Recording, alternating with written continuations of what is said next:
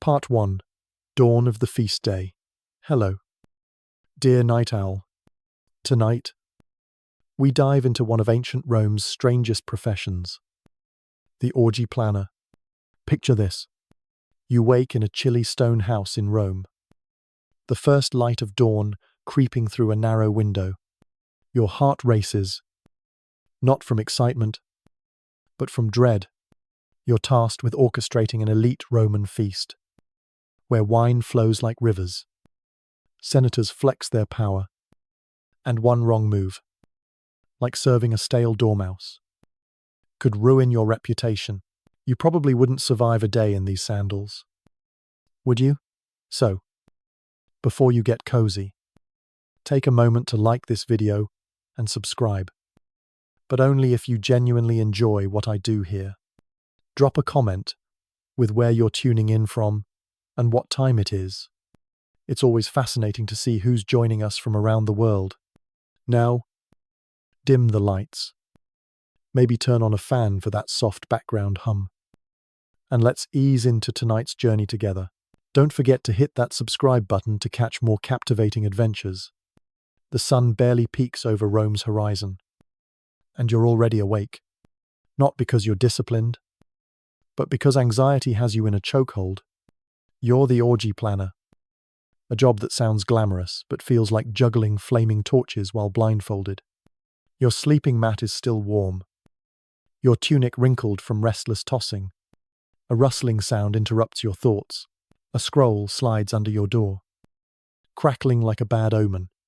You unroll it with the grim focus of a soldier reading a battle order. It's from your patron's wife, reminding you that last time the rose petals were yellow, not red, and the guests noticed. Your barley porridge sits untouched on the table, cold and congealing, but your mind is already racing through a dozen potential disasters. You stand, slip into your sandals, and grab your wax tablet, the Roman equivalent of a clipboard. Today, you're orchestrating a feast for Rome's elite, where every detail must dazzle. The guest list is a who's who of power senators, puts, courtesans, and whispers of someone from the imperial family. No one says who. It could be a distant cousin, or worse, Caligula himself. Either way, if someone's peacock isn't properly pampered, you'll take the blame. You step outside into the cool morning air. Rome is stirring. The creak of ox carts and distant market shouts filling the streets, but you have no time to linger. In your head, you're already dodging a dozen social landmines. First, staffing. Yesterday, you sent runners to book flute girls, dancers, a harpist, and a man who walks on his hands while balancing a tray of figs on his feet. None have confirmed. You suspect at least 2 are drunk in the Subura, Rome's chaotic underbelly. You dispatch another runner with strict orders. Find them, and make sure they're sober. Next, the food. You've requested oysters, honey-roasted dormice, figs, dates, olives, and some questionable meats from the eastern provinces. Everything must be fresh, or at least convincingly so. One bad oyster, and the forum will buzz with rumors. You poisoned a senator. You scribble a note, double-check the oysters. Last time, a dead one sparked talk of ill omens. And you're still recovering from the gossip. Historical fact, Roman feasts, or convivia, were not just meals, but displays of power and status, where political alliances were forged and rivalries ignited. Quirky detail. Some feasts featured stuffed sow's udder, a delicacy served to flex wealth. Scholars still debate whether these events were truly debauched orgies or just exaggerated social gatherings in later tales. You retreat to your small workroom, where a sliver of light illuminates your wax tablet. The guest list stares back, each name a potential crisis. Lucius Calpurnius, Piso, a senator who loves the central couch, is attending. His wife, Aurelia, is coming too, uninvited as usual. You jot down separate couches, separate wine jugs. Last time, she hurled a garum jug over a harp solo. Then there's Petronius Arbiter, whose sharp tongue once called a poet's work a slow death in meter. You'll seat him far from Junius Blazes, the poet in question, to avoid a mid-feast meltdown. Food logistics nailed you. 3 amphorae of Falernian wine, 2 of Cumet for show, and 1 of vinegar for latecomers. Oysters from Baiae must arrive alive. Honey-roasted dormice need to be plump, rolled in poppy seeds. You note no garum near the bread. Last month's anchovy-scented rolls nearly sparked a riot. A chuckle escapes you. If a senator and a flute girl argue in the garden, does anyone hear? Probably not. But you'll be blamed. You glance out the window, where a slave stacks grapes into a precarious pyramid. You call out, "No more koi in the wine pond." The slave nods. But you know, a grape will roll before noon. The day's barely begun, and you're already sweating into your linen. You take a breath, reminding yourself you're a professional, a maestro of madness. A quick joke crosses your mind in Rome. An orgy planner doesn't just plan chaos. They make it look elegant.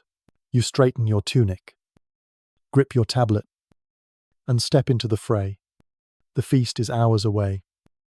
But the real battle starts now. Part 2. The guest list drama you street, and in your cramped workroom. The faint glow of a narrow window casting shadows on the parchment scroll in your hand. The guest list for tonight's feast lies before you.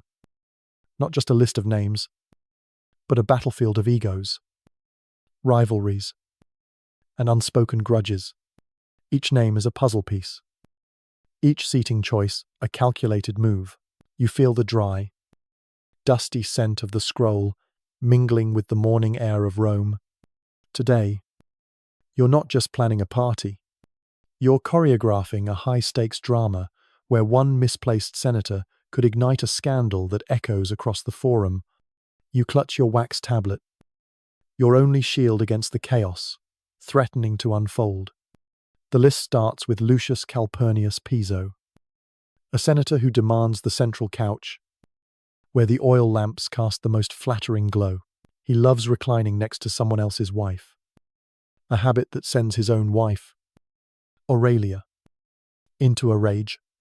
You recall last time, when she flung a jug of garum at the wall over a poorly timed harp solo. You scribble, quickly separate them on different couches, at least 3 wine jugs apart. If they clash, you'll be cleaning up more than broken pottery. You'll be dodging whispers of your failure across Rome's elite circles. Next, Petronius Arbiter, a man with a tongue sharper than a gladiator's blade. He once called Junius Blazes' poetry a slow death in meter, reducing the poet to tears mid-feast. You draw a line on your tablet, splitting the room between them. Petronius gets a spot near the door, where he can dazzle with his wit without provoking Blazes. The poet, meanwhile, needs a quiet corner, perhaps by the olive bowl, where he can sulk and scribble verses about his wounded pride. Then you spot a troubling entry, Decianus, plus 2 unnamed guests. The vagueness is maddening. They could be respectable clients, or worse, drunken gladiators, or, God's forbid, a giraffe in a toga. You chuckle, picturing a giraffe trying to recline on a couch, but you snap back to focus, noting flexible seating. West corner. If they're gladiators, you'll need extra wine. If it's a giraffe, you'll need a miracle. Historical fact. In Roman culture, seating arrangements at feasts were a delicate art, reflecting social hierarchy and power dynamics. Quirky detail. Some hosts used filler guests, lower status citizens, to ease tensions between high-profile attendees. Scholars still debate whether these feasts were hotbeds of political intrigue or simply social events inflated by later stories. You step into the hallway, where a slave polishes the marble floor. The soft scrape of the brush against stone is a rhythmic hum, like the heartbeat of a house bracing for tonight's storm. You glance at the list again, spotting the name of Livia, a renowned courtesan who sparks jealousy in every wife present. You decide to place her near a harmless merchant, too busy admiring her to cause trouble. But then you remember Aurelia once called Livia a threat to Roman virtue. You draw an arrow, moving Livia to the opposite corner. A wry thought hits you: if Aurelia and Livia face off, you could sell tickets to the showdown and retire to a villa in Baiae. A runner bursts in, bonding, sweat dripping from his brow. He reports that Gaius Marcellus, a philosopher, insists on bringing a small statue of Diogenes to inspire discourse. You rub your temples, feeling a headache brewing. A statue at a feast. Someone will try to pour wine in its mouth. You jot down, keep Diogenes' statue away from wine, and Piso. You can't have a drunken senator debating a lump of marble. Now, the performers. You've booked 4 flute girls, 3 dancers, and the mime twins. Lucius, your patron, despises mimes, calling them barbaric, but his mistress adores them, and her approval is key to his reputation. You decide to station the mimes in the garden, where she can enjoy them without Lucius throwing a fit. You smirk. Planning a Roman feast is like playing chess with pieces that argue back. You step into the courtyard, where sunlight glints off a bronze fountain. A slave stacks grapes into a wobbly pyramid, a display of extravagance that's bound to collapse. You call out, "No grapes," in the koi pond. This time, he nods, but you know one will roll by noon. The guest list isn't just names. It's a web of power, lust, and old grudges. You picture Piso and Aurelia bickering over an olive bowl, or Petronius reciting biting verse mid-Dormouse course. You add a final note. Triple-check the list. No one important gets snubbed. A shout from the kitchen interrupts your thoughts. The head cook, a former sailor with a voice like thunder, is berating an assistant for spilling a jar of garum. The stench of fermented fish wafts through the hall. You wince, recalling last month's garum bread incident, when a fishy loaf sparked a 5-day feud between magistrates. You hurry toward the kitchen, but not before adding, "Keep garum away from bread, at all costs." Back in your workroom, the light has brightened, and Rome's street noises filter in. Your tablet is a mess of arrows and notes. Like a battle map, you take a deep breath, catching the faint scent of olive oil and burning wood from somewhere in the house. This list, however, carefully planned. He will unravel the moment guests arrive. Someone will show up late. Someone will bring an uninvited +1. And someone will swap seats to make a point. You smile grimly. Another joke crosses your mind in Rome.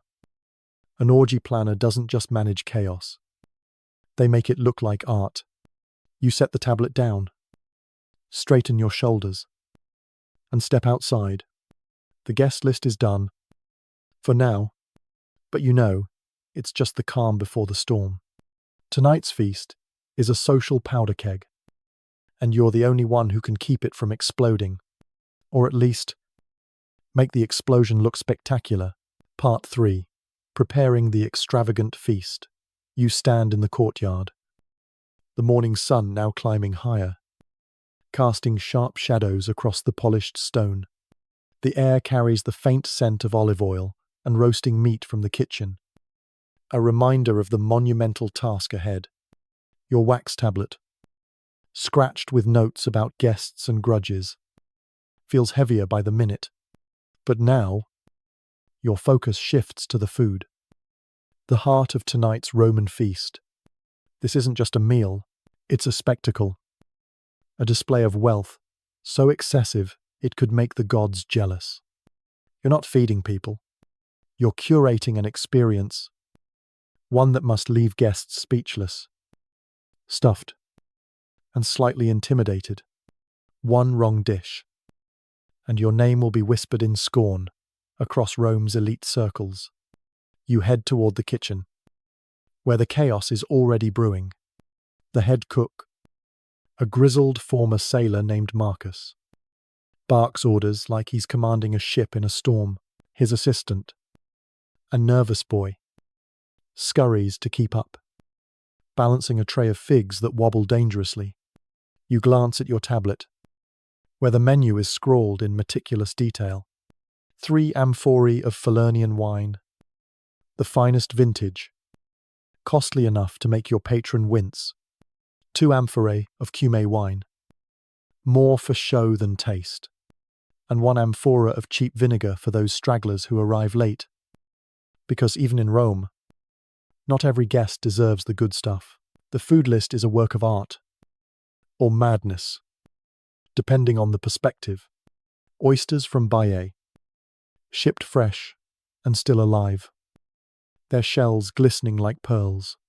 Honey-roasted dormice, plump and rolled in poppy seeds, a delicacy that screams decadence. Figs from Carthage, dates from Judea, olives from local groves, and a selection of meats from the eastern provinces, their origins vague enough to spark curiosity, but not suspicion. You add a note, no garum near the bread. Last month's garum-soaked loaf incident nearly caused a diplomatic crisis.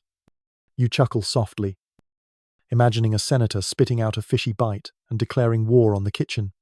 Historical fact: Roman feasts often featured exotic dishes like dormice and peacock to showcase wealth, with food sourced from across the empire to impress guests. Quirky detail: some hosts served cakes shaped like famous buildings, sometimes filled with live birds for dramatic effect. Scholars still debate whether these culinary displays were purely about status or also a subtle way to negotiate political alliances. You step into the kitchen, where the air is thick with heat and the clatter of bronze pots. Marcus is shouting about the proper ratio of honey to poppy seeds for the dormice. Too little honey, and they're dry as sandal leather. He growls, waving a ladle like a scepter. You nod, keeping your distance.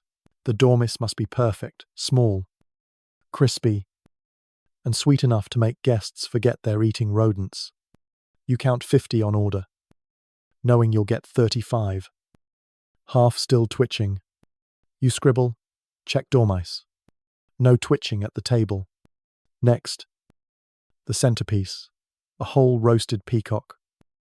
Its feathers reattached for dramatic flair. It looks magnificent. Tastes like tough poultry. But no one cares. It's served so guests can brag about eating something that once strutted like a king. You inspect the bird, its plumage carefully arranged by a slave with trembling hands. Good, you say, but make sure the feathers stay on until the carving. Last time, a guest plucked one as a souvenir, sparking a heated debate about property rights.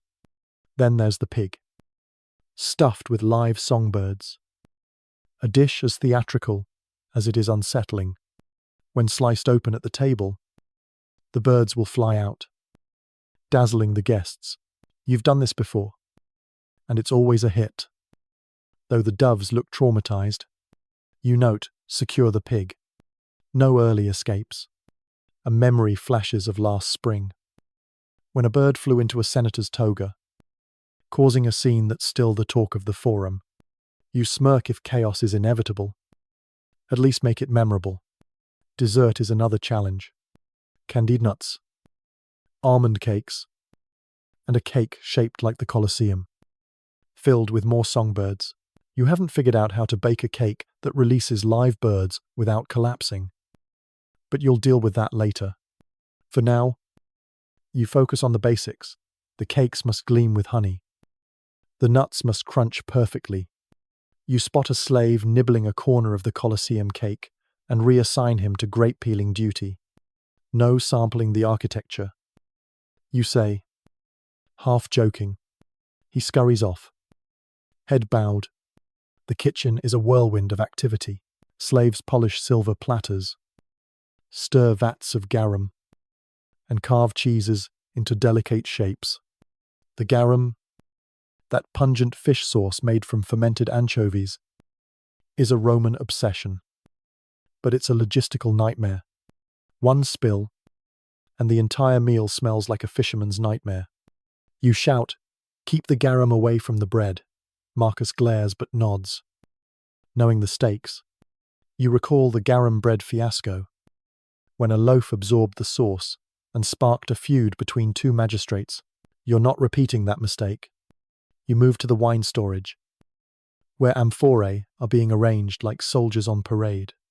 The Falernian is labelled clearly, reserved for the high-status guests. The Cumae wine, less prestigious. He will go to the poets and philosophers, who won't know the difference. You run your fingers along an amphora, feeling the cool clay. A slave fumbles a jug, and you catch it before it shatters. Careful, you say, your voice calm but firm. If we lose the Falernian, we're serving you to the guests instead. The slave pales, and you wink to soften the blow. Humor keeps you sane in this madness. The budget for this feast could buy a small villa in Ostia. But in Rome, excess is the currency of status. You've ordered enough food to feed a legion, but it's not about hunger. It's about awe. The guests must leave talking about the oysters, the dormice, the sheer audacity of a pig stuffed with birds. You pose, catching a whiff of roasting meat and sweet honey. For a moment, you imagine the feast unfolding, perfectly, guests laughing, wine flowing, no one throwing a fig or insulting a poet. Then reality snaps back. A slave rushes in, reporting that the oyster delivery is delayed. You pinch the bridge of your nose, tell the vendor alive or nothing. You say, he nods and bolts. You step back into the courtyard, where the Great Pyramid is still standing. Miraculously, the fountain gurgles softly. A rare moment of calm. But your tablet is a mess of notes. Check oysters.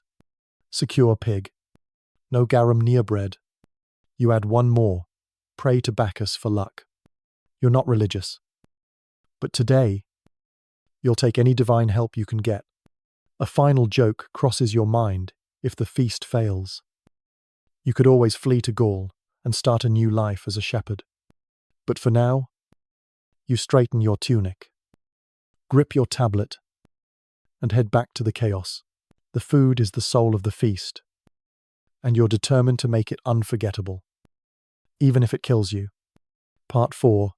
The Art of Scent. You linger in the courtyard, the midday sun now warming the stone tiles beneath your sandals. The Great Pyramid, still standing by some miracle, catches the light, each fruit gleaming like a tiny jewel. The faint gurgle of the bronze fountain mixes with distant shouts from the kitchen. But your mind is elsewhere. Your wax tablet, scratched with notes about Dormus and garum disasters, feels like a chain around your neck. Now, your focus turns to something subtler, yet just as crucial, the scent of tonight's feast. In ancient Rome, a party isn't just seen or tasted, it's smelled. The air must drip with luxury, seduction, and wealth, wrapping guests in a perfumed embrace that whispers power. One wrong whiff, and the mood collapses, faster than a poorly stuffed peacock. You head toward the storage chamber, a cool, shadowy room tucked beneath the house. The air here is heavy with the musky tang of oils and resins, a stark contrast to the kitchen's chaos. Shelves line the walls, crowded with tiny alabaster jars, each sealed with wax and labeled in neat script. myrrh from Arabia, cinnamon oil from Ceylon, saffron water from Cilicia, and a curious blend called Essence of Nile Lotus, which smells like an expensive pond. You lift a jar of myrrh, its dark resin catching the dim light, and inhale deeply. It's rich, smoky, divine, perfect for the main dining hall, where the scent needs to linger like a secret. Your job isn't just to choose perfumes, it's to compose a sensory strategy, a battle plan for the nose. The atrium, where guests first arrive, must greet them with something fresh and sharp, citrus and cedarwood. A clean opening note that says, "You've entered a world of refinement." The triclinium, the heart of the feast, demands heavier scents, myrrh, frankincense, a hint of musk. It should murmur. Mistakes might happen tonight, and that's perfectly fine. The garden alcoves, where whispers and wandering hands find privacy. We need a seductive blend rose, cinnamon, and just enough spikenard to make someone swoon if they lean too close. You scribble on your tablet, scent garden lightly. No fainting senators. Historical fact, Romans used perfumes and incense extensively at feasts, importing costly ingredients like myrrh and saffron to signal wealth and sophistication. Quirky detail. Some hosts scented latrines with rose oil to maintain an air of luxury, even in the most unglamorous corners. Scholars still debate whether these scents were purely for pleasure or also served to mask less pleasant odors from crowded gatherings. You move to the oils for guests' hands and feet. A ritual as essential as the food. Small bronze bowls are filled with rose and lavender oils, warmed slightly to avoid the shock of cold liquid. You test one, dipping your fingers and rubbing them together. The scent is soft, floral, like a love letter from Venus. Warm the oils. You instruct a slave, who nods nervously. Cold oil is for barbarians. Warm oil is for seduction. He scurries off, clutching a bowl like it's a sacred relic. You smile faintly, imagining a guest complaining about chilly oil and sparking a minor diplomatic incident. In Rome, even the smallest details carry weight. Next, the latrines. Yes, even they must be scented. You're no savage. You assign a slave to sprinkle saffron water and burn myrrh incense near the doorways, masking the less poetic realities of a feast. Discreetly, you emphasize, no one should notice the effort. Only the result. You recall last spring, when a guest declared an unscented latrine an affront to civilization. You're not risking that critique again. You add to your tablet, check latrine scent. No complaints. The incense burners are your final concern. Small bronze tripods, etched with vines, will be placed strategically, 2 in the triclinium, 1 in the atrium, 1 in the garden, frankincense for the dining hall, cedar for the entrance, and a daring mix of spikenard and rose for the garden. You test a burner, lighting a small coal and dropping in a pinch of frankincense. The smoke curls upward. It's warm, resinous aroma filling the room. It's perfect. But you warn the slave, tending the burners, not too much. We want luxury, not a senator blaming a nosebleed on the fumes. He nods, eyes wide, clearly terrified of overscenting. You step back, surveying the chamber. The jars glint like treasures. The air hums with possibility. For a moment, you let yourself imagine the feast unfolding, under this perfumed spell, guests reclining, their senses softened by wine and scent, their laughter mingling with the smoky tendrils of myrrh. Then a shout from the courtyard snaps you back. A runner, breathless, reports that one of the flute girls has requested a personal scent. something hypnotic.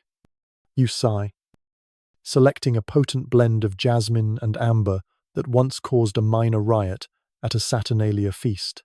Use it sparingly. You warn, handing her the vial. She smiles, and you know she'll ignore you. Another note. Watch Flute Girl. No scent riots. You leave the chamber. The cool air of the hallway, a relief after the heady storage room. Outside, the sun is higher, and Rome's noise grows louder. Vendors hawking bread. Carts rattling. A distant argument over a spilled amphora. You walk through the triclinium, where slaves are arranging low tables and cushions.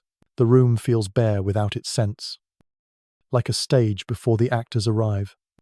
You pose, running your fingers over a silk cushion, imagining it steeped in frankincense by nightfall. The scent will bind the feast together, softening rivalries, loosening tongues, making even Piso's worst quips seem charming. A slave approaches, holding a small jar of saffron water. For the latrines, he asks. You nod, then add and check the garden burners. Spikenard must be subtle. He hurries off, and you glance at your tablet. It's a mess of notes, warm oils, sans latrine, no overscenting. You add one more, pray to Venus for balance. You're not sure if the goddess of love oversees perfume, but you'll take any help. A quiet joke crosses your mind. If the scents fail, you could always douse the guests in garum and call it avant-garde. You shake your head, dismissing the thought. This is Rome. The air must be perfect. Or you're nothing. You step into the garden, where the fountain's soft splash mingles with the rustle of date palms. The alcoves, tucked behind ivy, are where the real drama will unfold tonight. You inhale, testing the air. It's clean. Too clean. By evening, it will hum with rose and spikenard. A perfumed trap for secrets and scandals. You spot a slave adjusting a lamp and call out, "No open flames near the spikenard," he nods. But you know you'll check again. Less time. A lamp ignited a cloud of incense, and the resulting haze had guests claiming visions from Apollo. You're not in the prophecy business. The scents are your invisible art, a thread weaving through every moment of the feast. You imagine the atrium welcoming guests with citrus, the triclinium enveloping them in musk, the garden luring them into whispered confessions. For a fleeting second, you feel in control. Then another runner appears.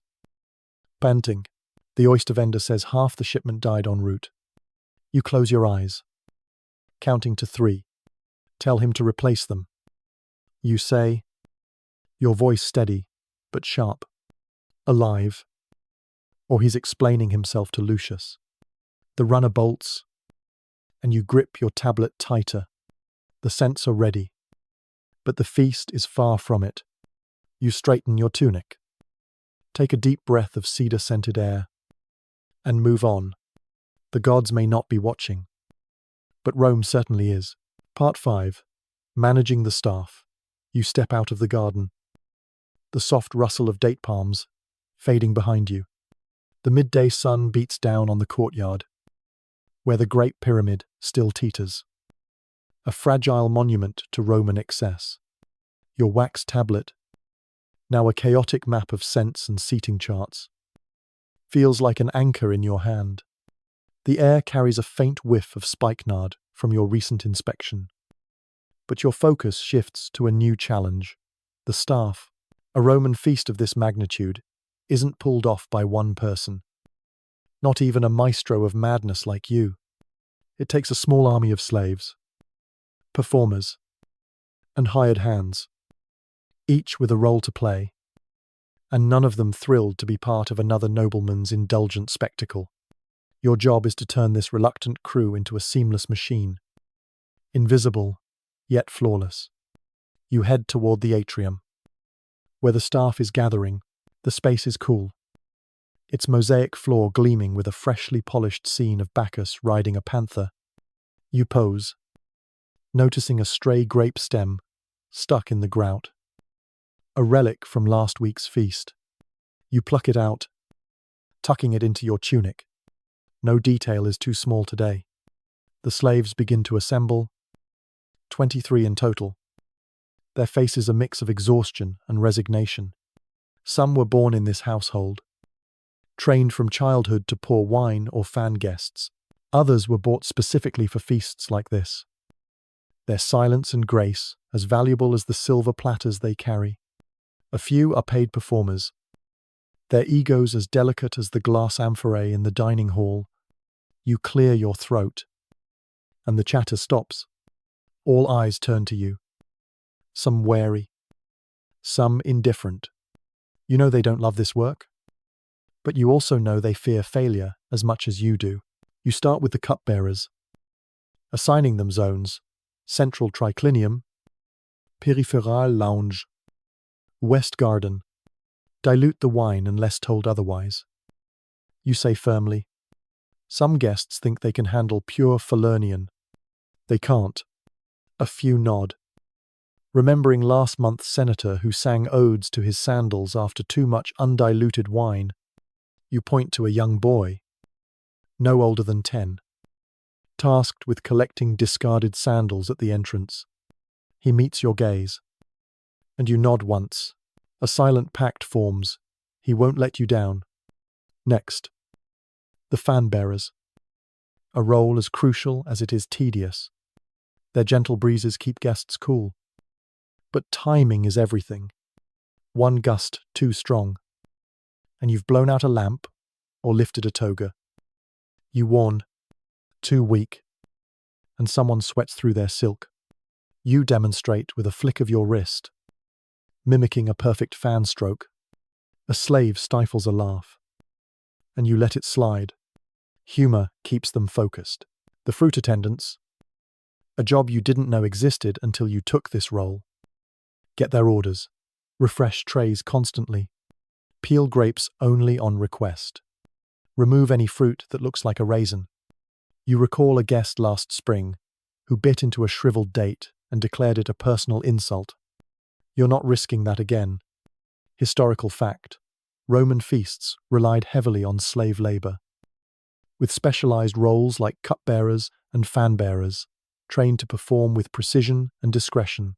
Quirky detail: some households employed nomenclators, slaves tasked with whispering guests' names to hosts to avoid social blunders. Scholars still debate whether the reliance on slaves for such lavish events reflected Rome's decadence or simply its rigid social hierarchy. The musicians are next, and you brace yourself. They're already bickering about tempo. The flute girl, glaring at the lyre player like he's personally offended her. You separate them with a sharp gesture. No duets unless I say so. You say, recalling their last performance, which turned into an awkward musical spat that had guests offering marriage advice. The dancers, oiled and dramatic, lean against a pillar, pretending not to listen. You run through their cues. No improvisation. We're not reliving the Bacchic fire incident. You eye the youngest dancer, who blushes. Last time, her spontaneous twirl knocked over a lamp, nearly setting a tapestry ablaze. You're still paying for that in reputation. You move to the mime twins, a pair whose exaggerated gestures can delight or horrify, depending on the crowd. Lucius, your patron, calls them barbaric, but his mistress finds them charming. You assign them to the garden, where she can clap without Lucius throwing a fit. Stick to the script. You say, knowing they'll sneak in a cheeky gesture or two. You jot on your tablet, watch mimes. No unauthorized figs. Last time, their mime involved a suggestive fruit scene that had half the guests laughing and the other half clutching their pearls. The atrium hums with tension as you deliver your final speech. Tonight, you're invisible unless summoned. silent unless spoken to. Your grace, rhythm, and elegance. Or I swear by Jupiter, I'll assign you to sponge duty until Saturnalia. The threat lands, and a collective nod ripples through the group. Sponge duty, cleaning latrines with shared sticks, is the ultimate punishment. You soften your tone, do this right, and we all survive. They disperse, some to polish goblets, others to rehearse steps. You linger, catching the faint scent of cedarwood from the atrium's incense burner. For a moment, you feel like a general, your army ready for battle. Then a slave tugs your sleeve, whispering that the harpist was seen drinking in the Subura last night. You pinch the bridge of your nose, find him. You say, sober, or he's playing with a broken string. The slave nods and bolts. You add to your tablet, check harpist. No drunken solos. A quiet joke crosses your mind if the staff fails. You could always train the koi to serve wine. You shake it off, focusing on the task at hand. The staff is the backbone of the feast, and you need every bone in place. You step into the triclinium, where slaves are arranging cushions with military precision. The silk feels soft under your fingers. But you test one with a gentle bounce, firm enough to withstand a reclining senator, soft enough to cradle their ego. You notice a wine stain from last month's feast, barely visible, but glaring to your trained eye. You call over a slave, flip this cushion. No stains tonight. He nods, and you move on, your sandals clicking against the mosaic floor. The room is starting to take shape, but without the staff's silent grace. It's just a stage with no actors. Outside, the courtyard is busier now. Slaves darting between tasks. The Great Pyramid wobbles as a slave brushes past. And you call out steady hands. He freezes, then adjusts the stack with care. You smile faintly, remembering your first feast. When you dropped a tray of dates and thought your career was over, you survived, and so will they. You glance at your tablet. A growing list of worries. Check harpist. Watch mimes. No raisin. You add one more prey to Mercury for speed. The god of messengers might help your runners find the missing performers. A sudden shout from the kitchen pulls you back. Marcus, the head cook, is yelling about a spilled jar of garum, the stench already creeping into the hall.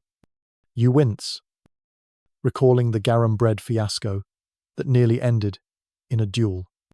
You head toward the noise, but not before noting, check kitchen. No fishy surprise. Another joke flickers in Rome. A feast planner doesn't just manage people. They herd cats with togas. You straighten your tunic, grip your tablet, and dive back into the fray. The staff is ready, or as ready as they'll ever be. The feast is hours away, but the real work is now, and you're the one holding it all together. Part 6. The musician crisis. You ride through the bustling courtyard, the afternoon sun casting long shadows across the stone tiles.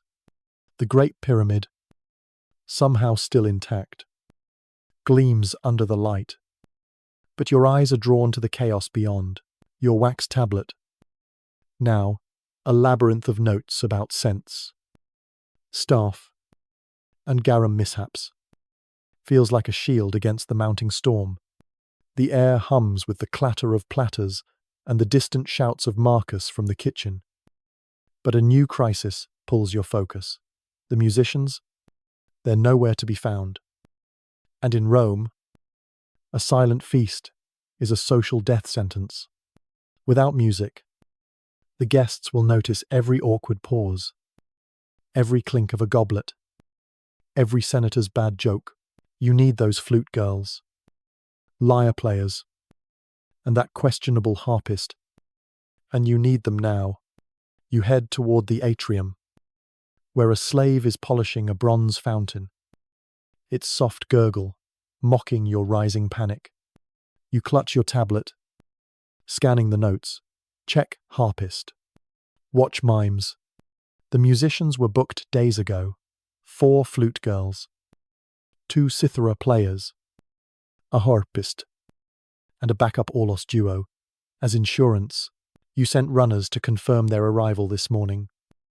But none have returned with good news. You suspect the Subura, Rome's seedy underbelly, has swallowed them whole. A flute girl was spotted, arguing with a street vendor at dawn, and the harpist, notorious for his love of cheap wine, hasn't been seen since last night's tavern crawl. You rub your temples, feeling the weight of a feast teetering on the edge of disaster. A runner bursts into the atrium, out of breath, his tunic damp with sweat. The flute girls. He pants. One's missing a sandal, and the other's crying over a senator's broken promise. You close your eyes, counting to 3. And the harpist, you ask? Voice tight. He hesitates. Still in the Subura. See ya. Singing to a stray dog. You pinch the bridge of your nose. Of course he is. You snap. Find them. Alive. Conscious. Undressed. I don't care if you have to drag them by their tunics.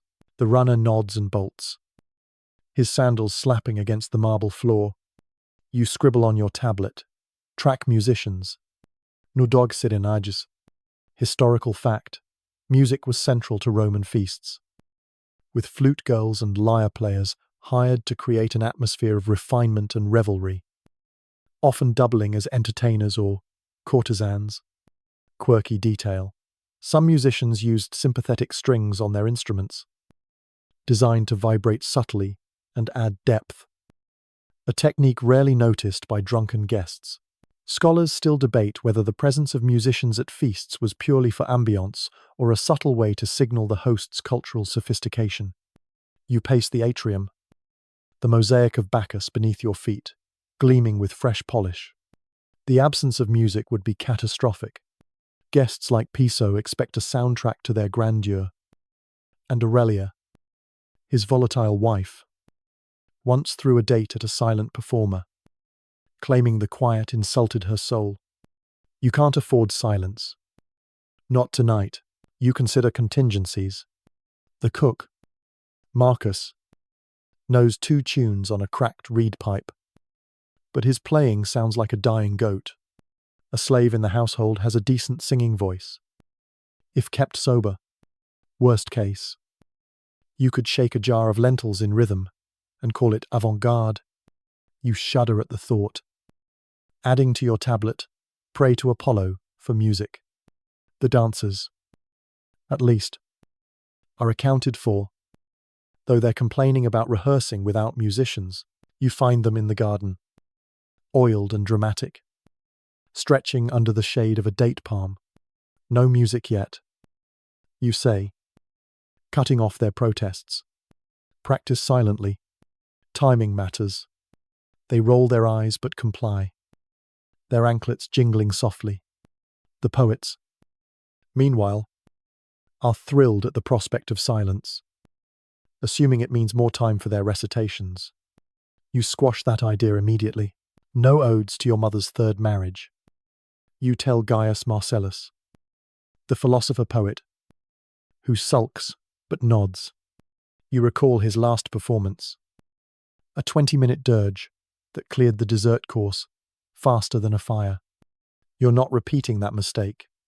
You step back into the courtyard, where a slave is adjusting the Great Pyramid, his hands trembling under the pressure of perfection. Steady. You call, and he freezes, then resumes with care. You glance at the fountain, its water catching the sunlight, and for a moment, you wish you could dive in and escape. But the feast looms, and the musicians are your lifeline. You send another runner to the Subura, this time with a bribe, a small purse of coins, to lure the harpist from his canine audience. Tell him it's Falernian or nothing, you say, knowing the promise of fine wine might work where threats fail. Just as you turn to check the triclinium, the musicians appear, drifting into the courtyard like ghosts emerging from incense. They're disheveled, vaguely apologetic, and reeking of spikenard and poor decisions. One flute girl is indeed missing a sandal, her eyes red from her senator-induced heartbreak. The harpist, clutching his instrument like a lover, sways slightly, but manages a crooked grin. The cithara players look exhausted, as if they've just escaped a brawl. You don't ask why they're late. You don't want to know. You point to their stations, one in the atrium, one in the triclinium, one in the garden for ambiance. No dramatic tempo shifts. No dirges. No solos unless someone's actually dying. They nod, sort of, and shuffle off to tune their instruments. You watch the harpist closely, his fingers lingering too lovingly on the strings. You suspect he's planning an improvised love ballad, the kind that could derail the feast into sentimental chaos. You add to your tablet station harpist near door. Easy removal. A quiet joke crosses your mind if the harpist plays a sad tune. You could always claim it's a tribute to the koi, lost in last month's wine pond. You shake it off, focusing on the task. The musicians are here, crisis averted. But you know better than to relax. In Rome, every victory is temporary. You step into the triclinium, where slaves are arranging low tables with precision. The silk cushions, freshly fluffed, gleam under the soft light filtering through the windows. You test one, pressing gently to ensure it's firm enough for a reclining magistrate. Satisfied, you move to the tableware, silver goblets, bronze, platters, delicate glass amphorae. A slave polishes a goblet, his cloth moving in rhythmic circles. No smudges, you say, and he nods, doubling his effort.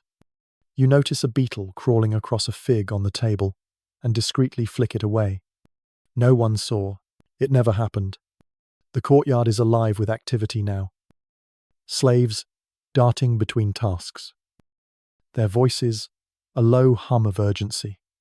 You glance at the Great Pyramid, which wobbles as a slave brushes past. Careful, you call, and he steadies it with a sheepish grin. You think back to your first feast, when a missing lyre player left you scrambling to hum a tune yourself. You survived, and so will this. Your tablet is a growing list of worries. Track musicians. No dog serenages. Watch harpist. You add one more prey to muses for harmony. The gods of music might not listen, but you're running out of options. A shout from the kitchen interrupts your thoughts. Marcus is berating an assistant for overstuffing a dormouse. The honey dripping onto the floor. You wince, catching a whiff of garum in the air, and head toward the noise. But not before adding check kitchen. No sticky dormice? Another joke flickers in Rome. A feast planner doesn't just save the day. They save it with a lyre and a prayer. You straighten your tunic, grip your tablet, and dive back into the chaos. The musicians are here, but the feast is far from ready. You're the one holding the strings, and you can't let a single note go flat. Part 7. The Seating Street Rattagee. You weave through the triclinium, the late afternoon light filtering through the high windows, casting a golden glow on the silk cushions. The air hums with the faint scent of frankincense from the incense burners you inspected earlier. But your mind is elsewhere. Your wax tablet, now a battle-scarred record of musician hunts and garum disasters, feels heavier with each step. The musicians are finally in place, their tentative strums and trills echoing from the atrium. But a new challenge looms the seating arrangement. In Rome, where you sit at a feast isn't just about comfort.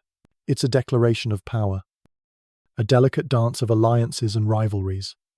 One misplaced guest, and you'll spark a feud that could outlast the Colosseum.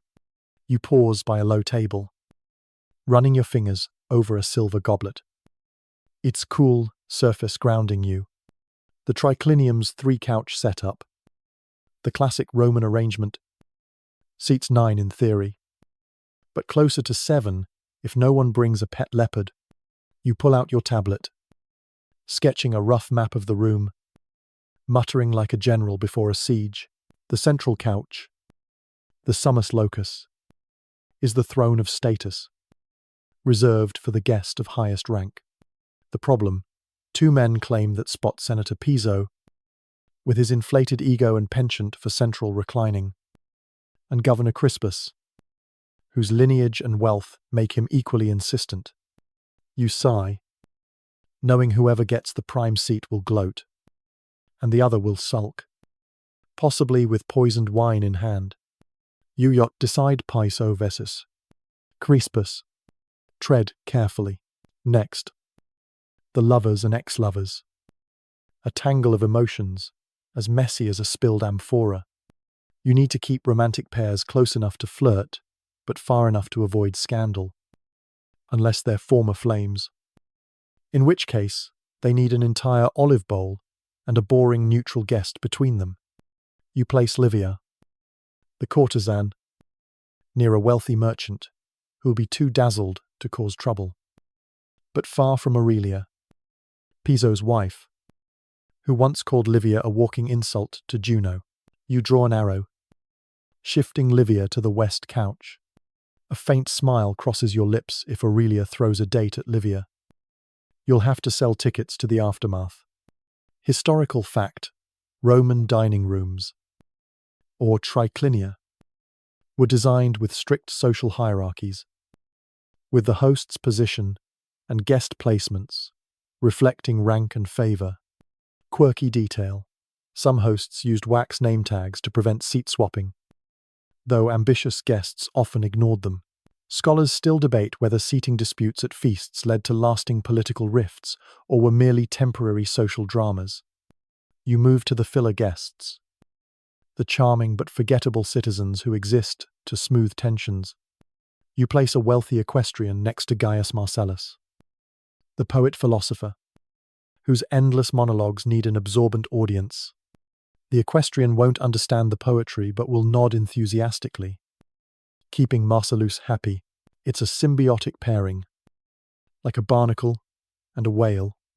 You chuckle softly, imagining Marcellus reciting odes to the equestrian's blank stare. You note equestrian near Marcellus. No escapis. The courtesans require strategic placement, like archers on a battlefield.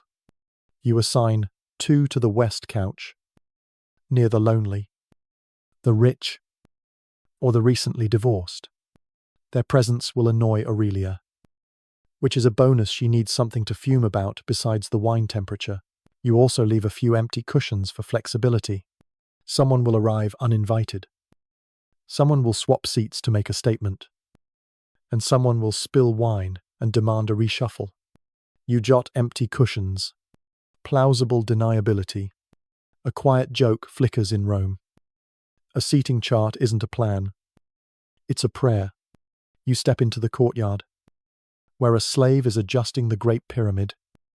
His hands steady, despite the pressure. The fountain's soft splash is drowned out by a flute girl practicing in the atrium. Her notes wobbly but passable. You're grateful she's sober. Unlike the harpist, who you spot tuning his instrument with suspicious devotion. You call out, "No love ballads," he grins, unconvincingly. And you add to your tablet, "Watch harpist. No serenages." The seating plan is your chessboard, and every guest is a knight or pawn, ready to topple the game with a single move. Back in the triclinium, you inspect the couches, testing one with a gentle press. It's firm enough to handle a magistrate's weight, soft enough to cradle their pride.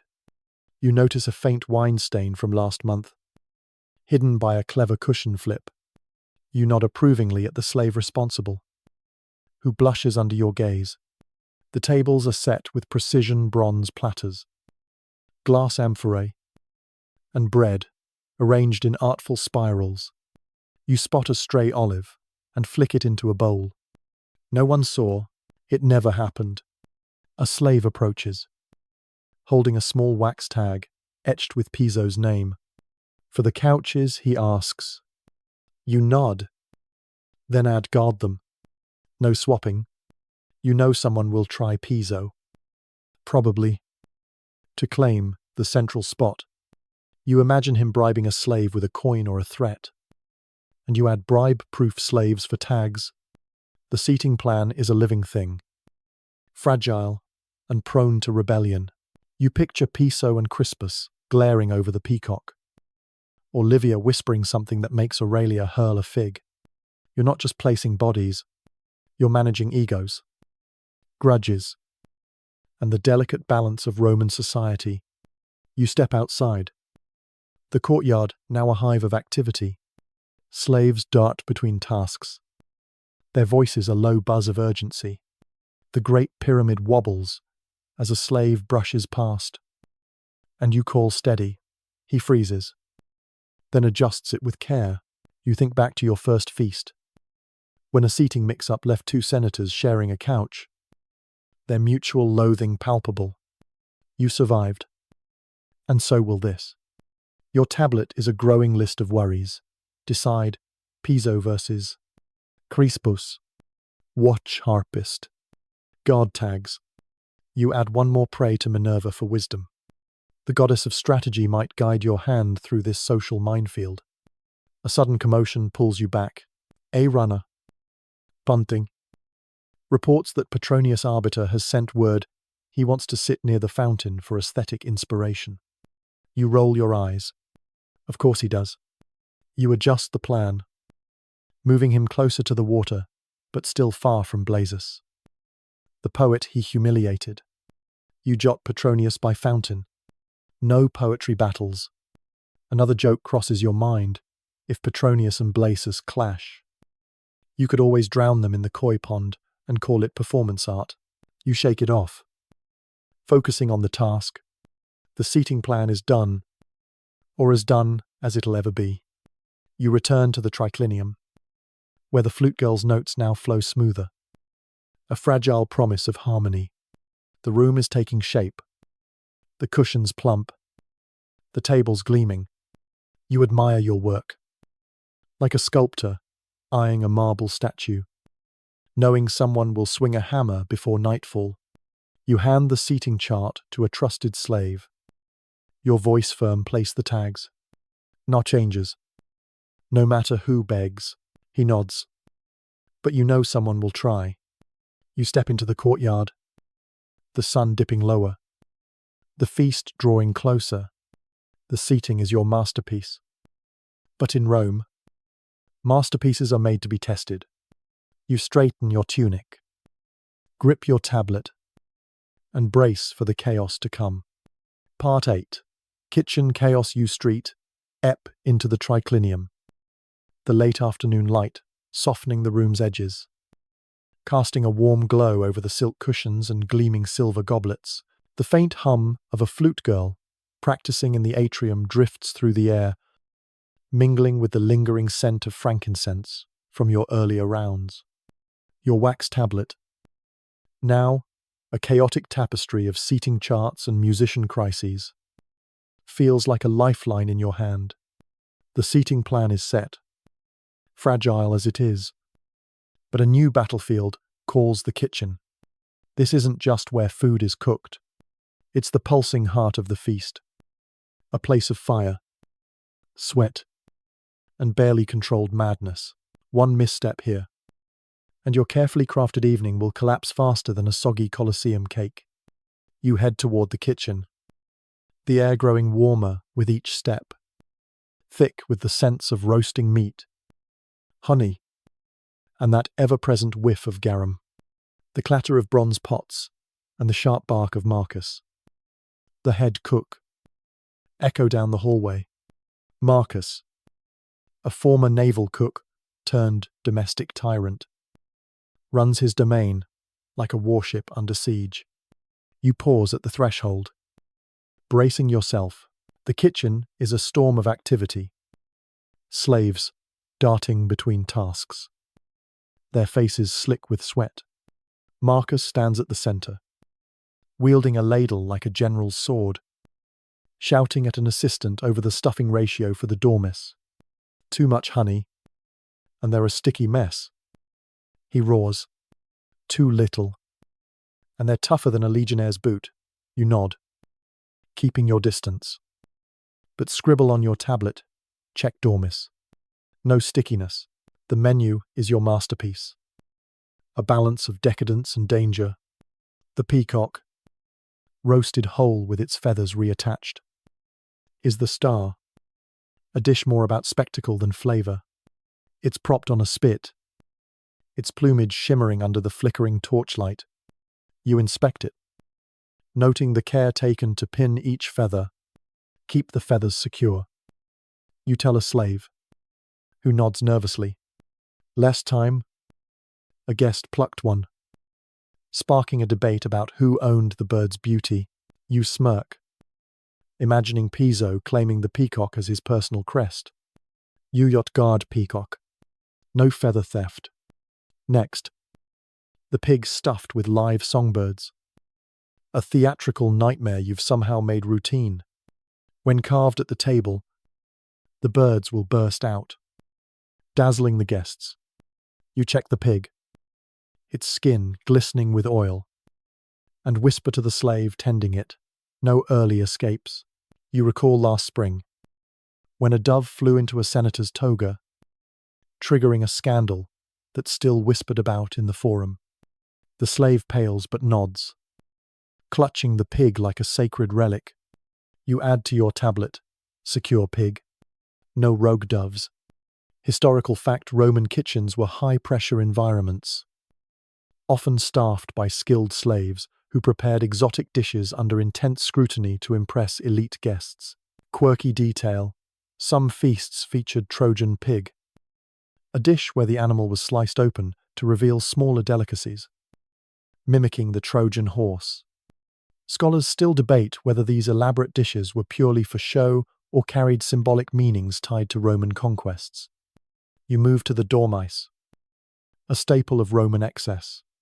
50 were ordered, but 35 sit in a clay pot, plump and coated in poppy seeds and honey. You count them, noting a few still twitching faintly, none alive at the table. You warn Marcus, who grunts in agreement. He's too busy glaring at an assistant who's overglazing the Colosseum cake, a dessert meant to release more songbirds. You haven't solved the logistics of a bird-filled pastry, but you'll cross that bridge when it collapses. For now, you note, check cake, no premature flights. The garum vat is your next concern. Its pungent aroma dominating a corner of the kitchen. This fermented fish sauce is Rome's obsession, but it's a logistical landmine. One spill, and the entire feast smells like a dockside tavern. You shout, keep the garum away from the bread. Marcus snaps his head up, nodding, but you know he's distracted. You recall the garum bread fiasco, when a fishy loaf sparked a 5-day feud between magistrates.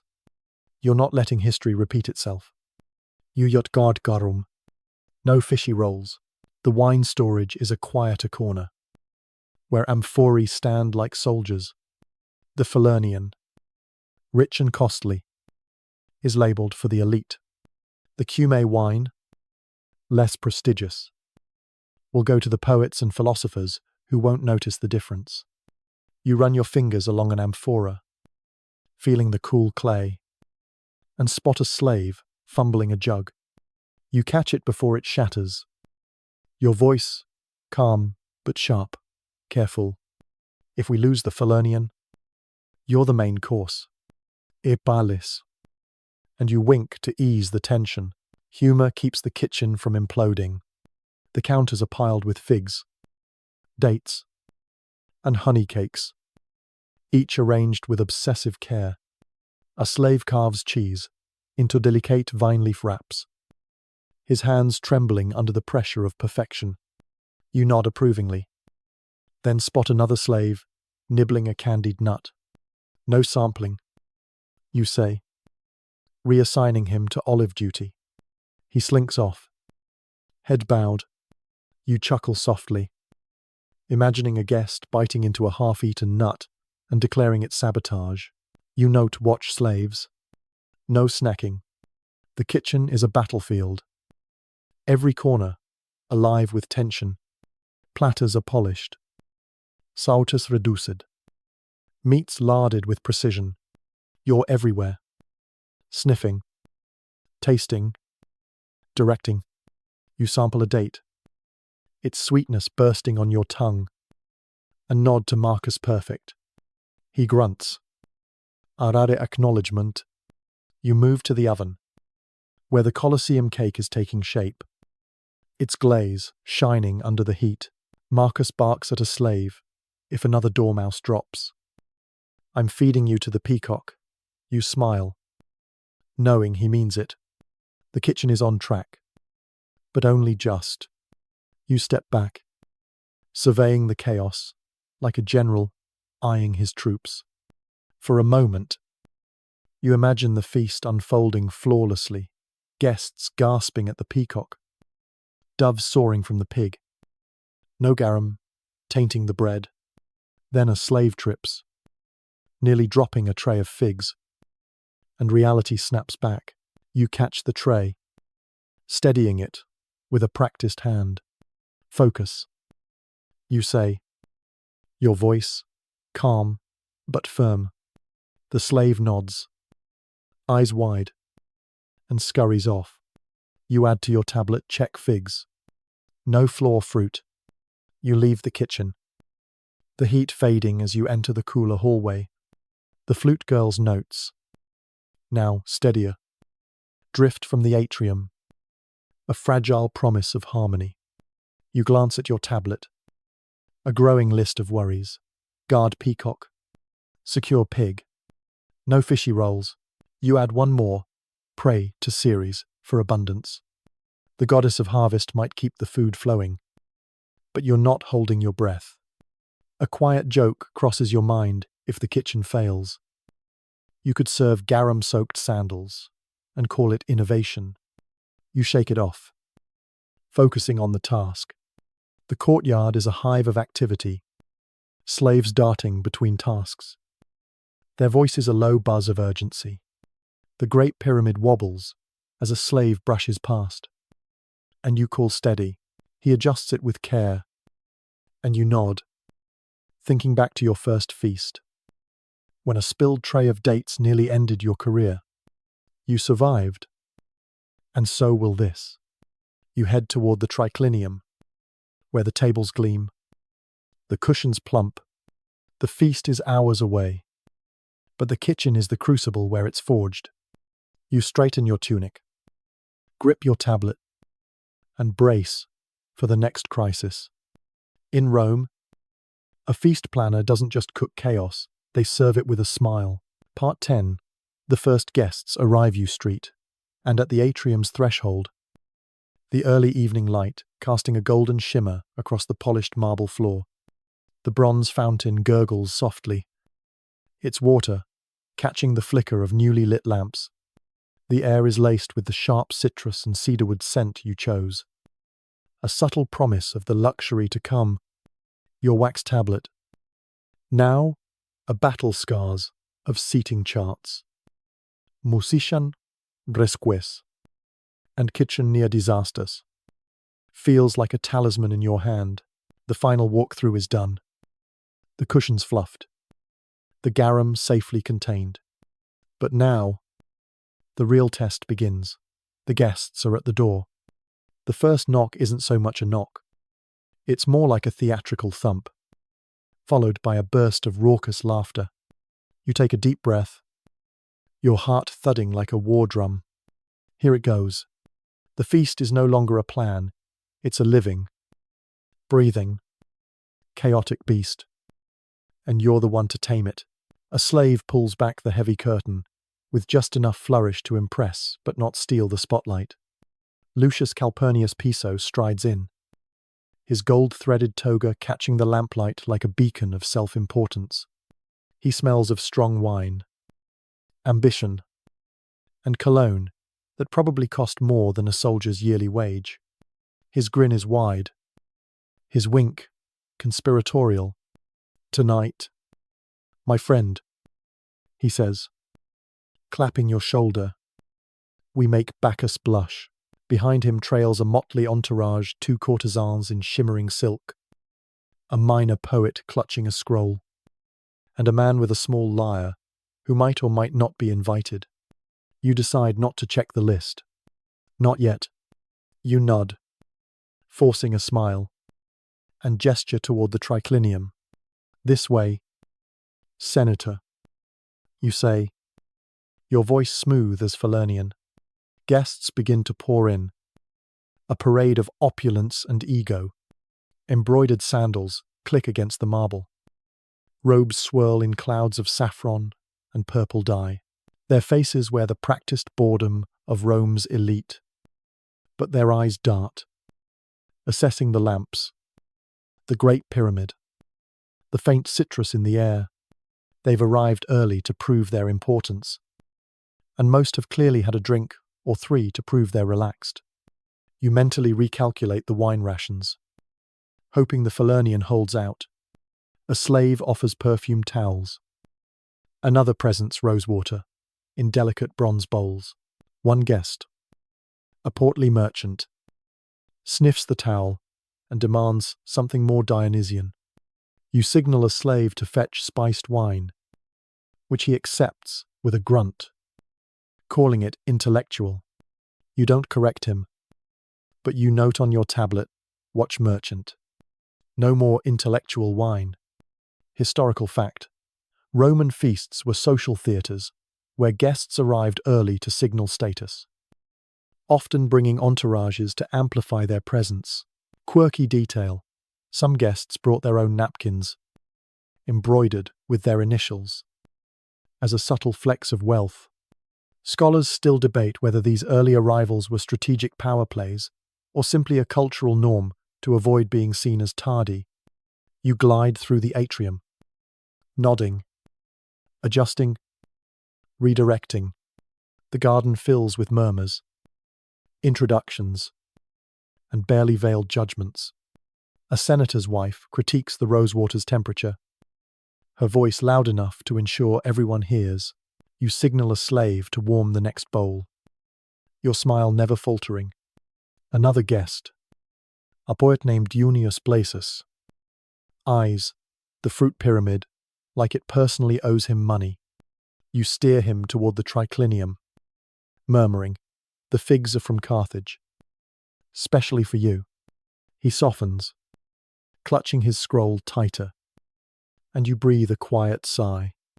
You spot Piso reclining too close to someone else's wife and subtly gesture to a slave to offer him a goblet, pulling his attention away. Crisis averted. For now, you notice 2 senators who haven't spoken since the infamous goat insult incident, a feud sparked by a misinterpreted compliment about livestock. You guide them to opposite ends of the triclinium, placing a harmless equestrian between them as a buffer. The equestrian, oblivious, chats about grain tariffs, and you thank the gods for his dullness. You jot on your tablet, "Keep goat senators apart." A quiet joke crosses your mind if they reconcile over the dormice. You'll dedicate a shrine to Bacchus. You shake it off, scanning the room for the next spark. The flute girls are warming up in the corner, their notes spiraling like incense. You catch the harpist's eye, his fingers lingering too lovingly on the strings, and give him a sharp look. "No ballads." You mouth. He nods, unconvincingly, and you add to your tablet, "Watch harpist." "No rogatones."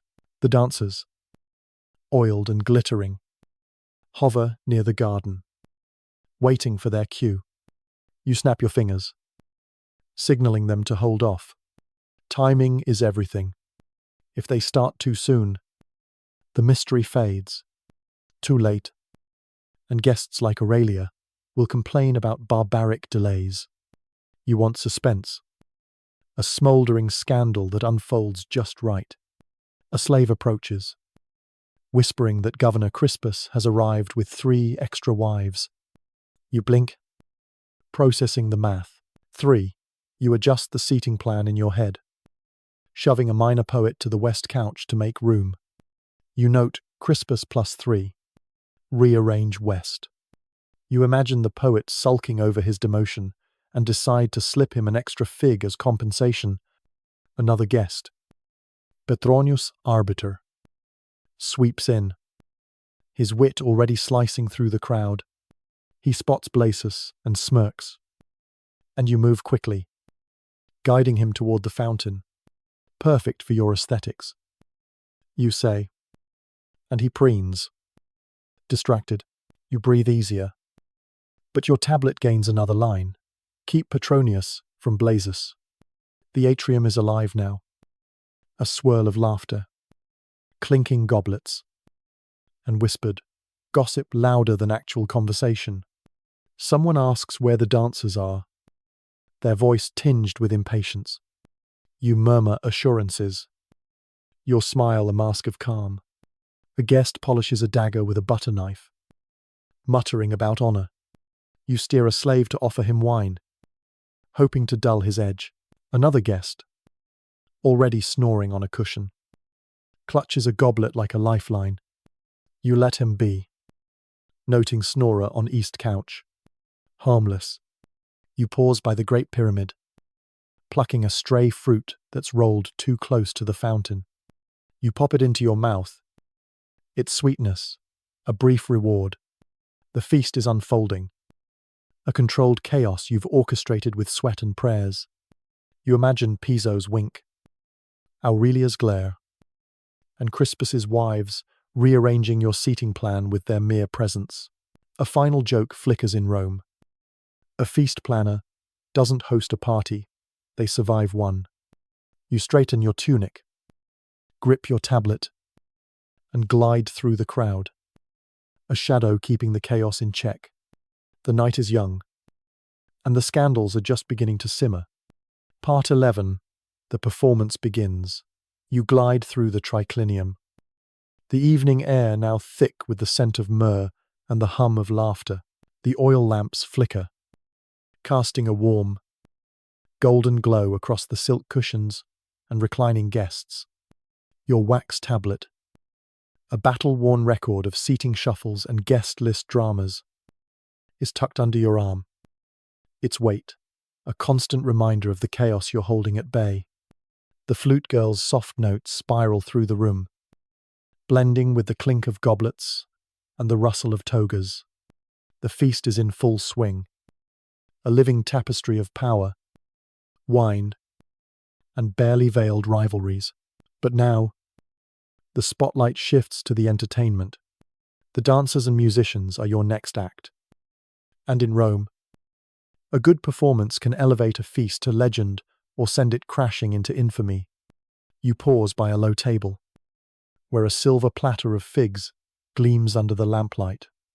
Piso, sprawled on the central couch, winks at you, his goblet sloshing with Falernian. Aurelia, his wife, glares from her corner, her fingers tightening around an olive. You give a subtle nod to a slave, who offers her a fresh towel, perfumed with rosewater, distracting her for now. The seating plan, your fragile masterpiece, is holding just barely, but the entertainment is where things can unravel. You need the dancers to dazzle, the musicians to charm, and no one to throw fruit. You take a deep breath, the air heavy with musk, and signal the lead flute girl. It's time. The music shifts, the flute's notes slowing into a hypnotic spiral. A hush falls over the triclinium as the first dancer steps forward, her golden veils catching the light like liquid sunlight. Her anklets chime with each step, her eyes fixed somewhere between divine inspiration and practiced indifference. She moves with grace, her arms tracing arcs that draw every gaze. The guests lean forward, their chewing slowing, their whispers fading. Even Piso pauses mid-sip, his goblet hovering. For a brief, Beautiful moment. The feast slips into rhythm, a spell woven by music and motion. You exhale, daring to hope this might go smoothly. Then, of course, it doesn't. A guest, a minor senator with too much wine in his veins, shouts for a reenactment of Leda and the Swan. Another counters. Louder. No. Orpheus in the underworld, with real torches. A third, slurring, suggests naked gladiators juggling water jugs. You smile politely, gliding toward the group, your voice smooth as silk. All part of the plan. Gentlemen, you lie, gesturing to a slave to refill their goblets. The distraction works. But you yacht on your tablet. No myths, no jugs. You imagine the chaos of a torch-lit Orpheus act and shudder. In Rome, guest requests are less suggestions and more demands for disaster. Historical fact: Roman feasts often featured elaborate performances, with dancers and musicians trained to evoke mythological themes or exotic allure, enhancing the host's prestige. Quirky detail: some dancers wore bells on their ankles, not just for sound, but to signal precise choreography to musicians in noisy rooms. Scholars still debate whether these performances were purely artistic or carried subtle political messages through their themes. The mime twins. Despite your strict orders to wait until the third wine course, choose this moment to enter. They slink into the triclinium, their exaggerated gestures painting a scene of seduction involving a fig and a sausage. Half the room erupts in laughter. The other half looks baffled. Piso claps like he's at Pompey's theatre, while Aurelia mutters something about barbaric nonsense. You resist the urge to bury your face in a cushion, instead signaling a slave to guide the mimes toward the garden. Not yet. You hiss, and they retreat, one miming a dramatic pout. You note Rhine in mimes. No fruit-based seduction. The dancers continue, their veils swirling, their steps precise, despite the growing chaos. The flute girl, now steadier, weaves her notes into the rhythm, and you're grateful she's sober, unlike the harpist, who's strumming something mournful in the corner. You catch his eye, shaking your head sharply. No dirges. You mouth, and he switches to a brighter tune. Though you suspect he's mocking you, you add to your tablet, watch harpist. No funeral vibes. The music and dance are the feast's soul, but they're also its most fragile thread. One wrong note, and the spell breaks. Then it happens: a peach sails through the air, lobbed by a tipsy merchant. It misses the dancer by a hair, landing with a soft thud on a cushion. The room freezes. Then another guest, a poet with a grudge, flings a fig in retaliation. Laughter ripples. But you sense danger. A fruit-throwing free-for-all could turn your feast into a market brawl. You step forward, raising a hand with calm authority, a symbolic offering to Bacchus. You declare, your voice carrying over the din. The guests cheer, buying the lie, and you signal slaves to clear the throwable fruit. You note, no more peaches. Ever. A quiet joke crosses your mind if Bacchus wants offerings. He can settle for olives next time. You move through the room, a shadow in the chaos. Adjusting, redirecting. A slave refills goblets, diluting the wine for the rowdier guests. You spot Crispus, the governor with 3 extra wives, reclining too close to Livia.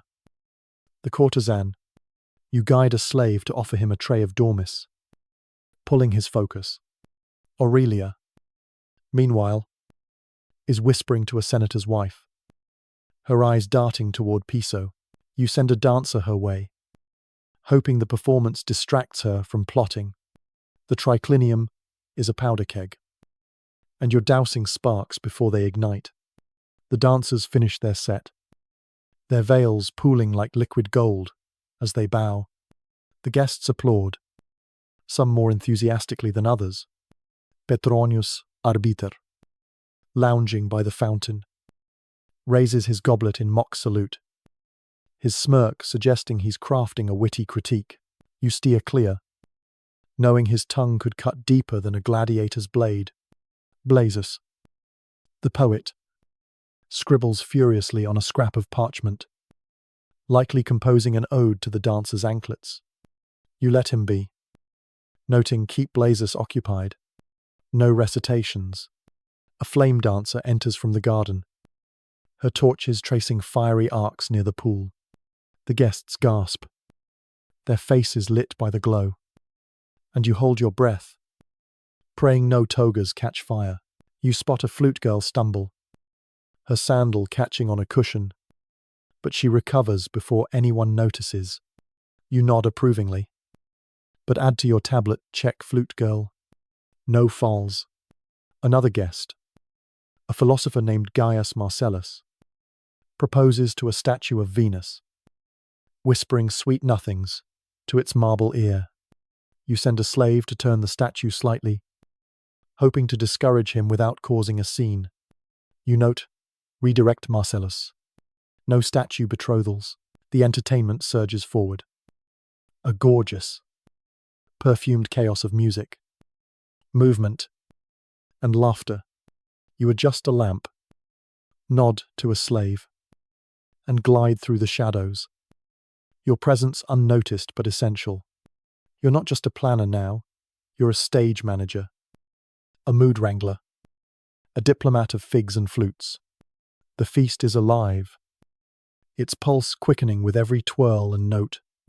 You imagine Piso's laughter, Aurelia's glares, and Crispus's wives rearranging your seating plan with their giggles.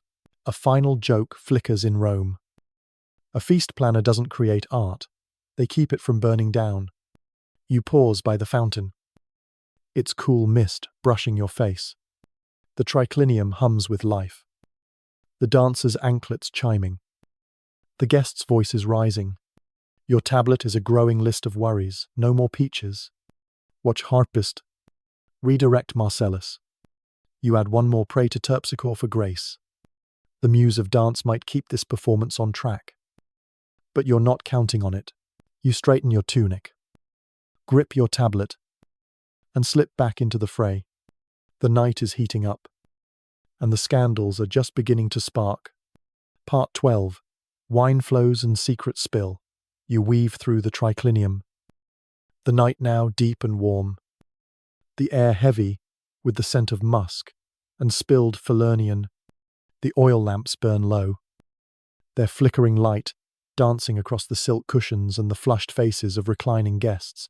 Your wax tablet, a battered chronicle of fruit-throwing fiascos and rogue harpists, is tucked under your arm, its edges worn from constant use.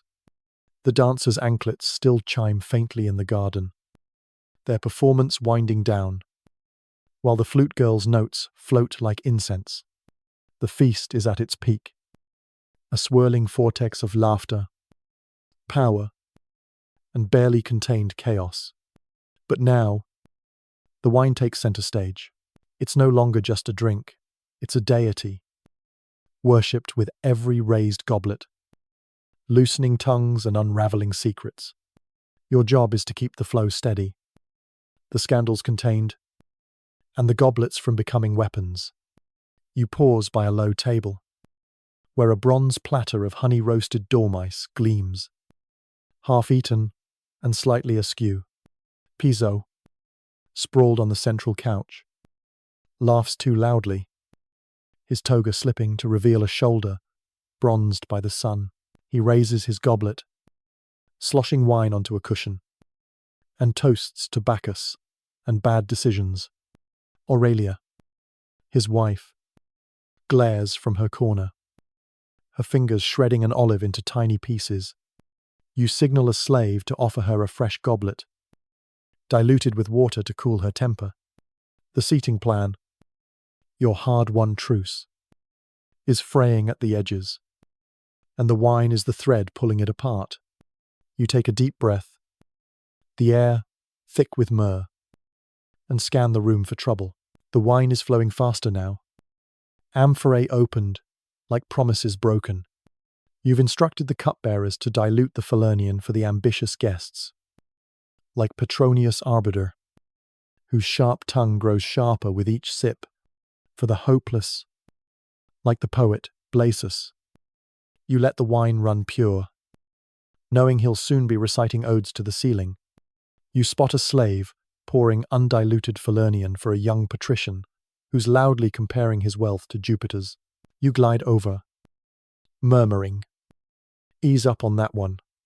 He's 2 sips from declaring himself a god." The slave nods, switching to a watered jug, and you jot on your tablet, "Dilute patrician's wine. No divina proclamations."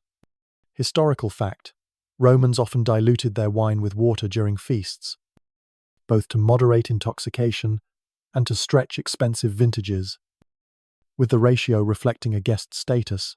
Quirky detail: some guests brought their own wine cups, engraved with their names, to flaunt wealth and avoid mix-ups. Scholars still debate whether excessive wine consumption at feasts fueled political conspiracies or merely amplified social posturing. The conversations grow louder, less philosophical, more personal. A merchant brags about owning 3 villas and a camel, his voice slurring as he gestures wildly. You steer a slave to offer him figs, hoping he'll chew instead of shout. A woman in pearls whispers a scandalous joke about the emperor's feet, her laughter sharp enough to cut glass. You pretend not to hear, but you note-watch Pearl Lady. No treasonous giggles. She's charming, but if she's exiled, you'll miss her knack for seating suggestions. You move on, your sandals silent against the mosaic floor, a shadow in the revelry. Across the room, 2 courtesans, Livia and another, are locked in a passive-aggressive compliment duel. Your necklace is divine. Livia purrs, her smile a dagger. Your hair is almost perfect. Her rival counters, her laugh dripping with venom. You watch, amused, but wary. As Livia offers a fig with a flourish, you signal a slave to clear the fruit tray, whispering, "No figs near Livia. They're becoming weapons." You recall last month's feast, when a courtesan's gift of a date sparked a hair-pulling spat. You're not repeating that drama. You note, "Remove figs by dessert." In the corner, a drinking game has erupted, centered on gladiator trivia. Name 3 famous duels or drink a guest shouts. His goblet raised. A minor senator tries to bluff his way through, mangling the names, and is booed into downing his wine.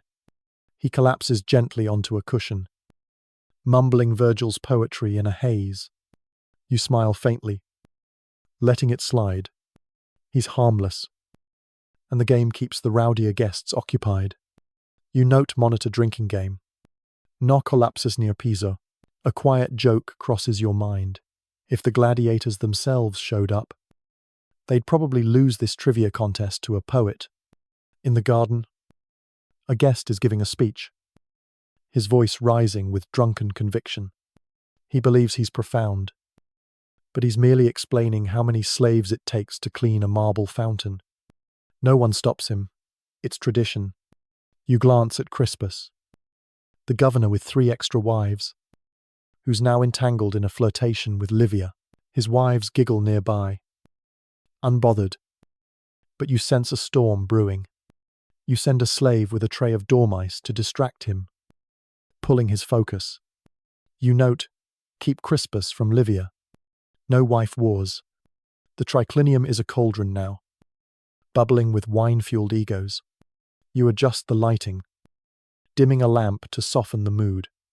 You slow the flute girl's tempo with a subtle gesture, hoping to calm the frenzy. A guest reaches for a vial of rose oil, mistaking it for wine. and you intercept, guiding his hand to a goblet. Not that one. You murmur. Your smile, unwavering. You note guard oils. No perfume drunks. The wine is a river, carrying the feast toward its wildest shores. And you're the one steering it. Barely. You pause by the fountain. Its cool mist brushing your face. The guests are in full bloom. Their laughter too loud. Their flirtations too bold. Piso proposes a toast to eternal Rome. But his eyes are on someone else's wife. Aurelia mutters something venomous. And you send a dancer her way, hoping the performance distracts her. Petronius Arbiter. Lounging by the fountain. Crafts a quip that makes half the room laugh and the other half wince. You steer clear. Knowing his wit is a blade, you can't parry. Blazes. Meanwhile, is scribbling poetry on a napkin, his wine-stained fingers trembling. You let him be, noting, watch Blazes, no napkin recitals. The feast is a living thing, its pulse quickening with every sip. You imagine Piso's roving hands, Aurelia's sharpening glares, and Crispus's wives giggling through your seating plan. A final joke flickers in Rome. A feast planner doesn't serve wine, they survive it. You straighten your tunic, grip your tablet, and slip back into the shadows. A silent guardian of this drunken chaos. The night is spiraling, and the scandals are simmering, ready to boil over. Part 13. Midnight Mayhem. You slip through the triclinium, the night now cloaked in a heady haze. The air thick with musk, wine, and the faint tang of roasted peacock. The oil lamps burn low, their flickering light casting long shadows across the silk cushions, where guests sprawl in various states of disarray. Your wax tablet, a weary companion, etched with notes of wine dilutions and courtesan rivalries, feels like a tether in the storm. The flute girl's notes have softened into a languid hum. The dancers' anklets silent as they rest in the garden. The feast has crossed a threshold, morphing from structured decadence into a mythological free-for-all. Guests no longer use names. Senators call each other Apollo, Venus, or that peacock guy. You're not just managing a party anymore. You're wrangling a pantheon of tipsy gods. And the chaos is glorious, terrifying, and entirely your responsibility. You pause by a low table, where a bronze platter of figs lies scattered, one rolling perilously close to the edge. Piso, still on the central couch, is now reciting a slurred ode to his own eyebrows. His toga half off. Aurelia, his wife, has abandoned her corner to whisper furiously with a senator's wife, their eyes darting toward Livia. The courtesan, you signal a slave to offer Aurelia a goblet of diluted wine, hoping to dull her scheming.